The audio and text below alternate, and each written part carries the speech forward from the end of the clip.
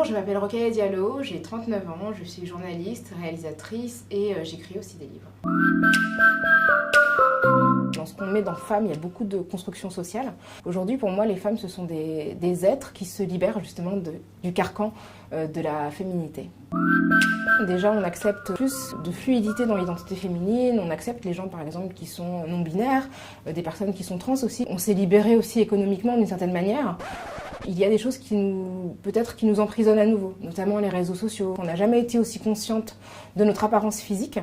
On s'est jamais autant vu au jour le jour, et je pense que ça crée une forme de pression qui n'existait pas auparavant. Donc on a gagné en liberté, mais je crois qu'on a aussi de nouveaux pièges dans lesquels il ne faudrait pas tomber.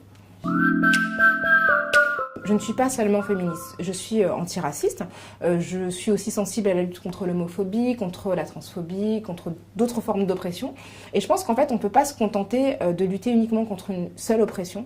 On doit tenir compte du fait que toutes les oppressions en fait coexistent et produisent des effets différents. Qu'est-ce que ça veut dire aujourd'hui d'être une femme, par exemple maghrébine et homosexuelle? Qu'est-ce que ça signifie? Qu'est-ce que ça implique? Et quand je dis décoloniale, c'est parce que je pense que le féminisme a longtemps été dominé par des femmes plutôt blanches et plutôt bourgeoises, qui ont mis peut-être en avant leurs préoccupations sans penser aux autres femmes. Donc c'est ça veut dire qu'il faut penser son émancipation en considérant que les autres femmes doivent aussi accéder à la même émancipation.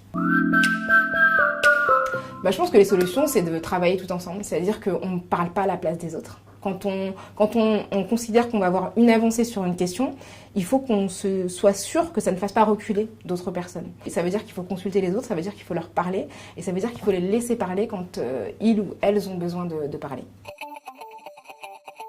Il y a une femme qui meurt tous les 2 jours et demi ou tous les 3 jours sous les coups d'un homme qui, dans la plupart des cas, est son conjoint. Il y a quand même 75 000 viols par an. Je crois aujourd'hui que la priorité du gouvernement doit être celle de protéger les femmes et qu'on ne meurt plus aujourd'hui en France du simple fait d'être une femme. En France, on a toujours tendance à excuser les violences ou ce qu'on appelle la drague lourde par une espèce de culture du donjouanisme qui serait spécifiquement française. On a eu une tribune assez malheureuse qui a été signée par 100 femmes qui revendiquaient le droit d'importuner. Alors non, c'est pas un droit en fait d'importuner les femmes. Au contraire, ce sont les femmes qui ont le droit de sortir sans être importunées. Donc il y a d'autres femmes qui vivent d'autres vies, qui prennent la parole, et ça je trouve que c'est vraiment bien. Il y a plein de collectifs féministes qui commencent à se faire entendre et qui aussi ont la chance d'avoir les réseaux sociaux qui leur donnent une voix, qui leur permettent de contourner aussi les voix plus officielles et de se faire entendre et peut-être parfois de mettre un peu la pression. Donc j'espère vraiment que ce mouvement-là, MeToo, Balance ton porc, prendra vraiment corps en France et produira des conséquences.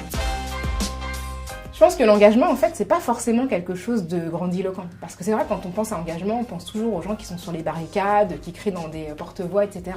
L'engagement, il est quotidien. Ça veut dire que si dans le quotidien, on entend un propos qui nous dérange, ne pas le laisser passer, revenir dessus, répondre par l'humour, par une petite remarque, etc. Pour moi, c'est déjà de l'engagement, c'est déjà du combat. Et se dire qu'à notre échelle, on peut tous participer à la lutte, c'est hyper important. Parce que pour moi, il n'y a pas de grands militants et de petits militants. On est tous des militants à notre échelle, dans notre quotidien, et c'est vraiment le plus important de se dire qu'on peut apporter une contribution et qu'on n'a pas besoin de prendre des risques pour être considéré comme étant engagé.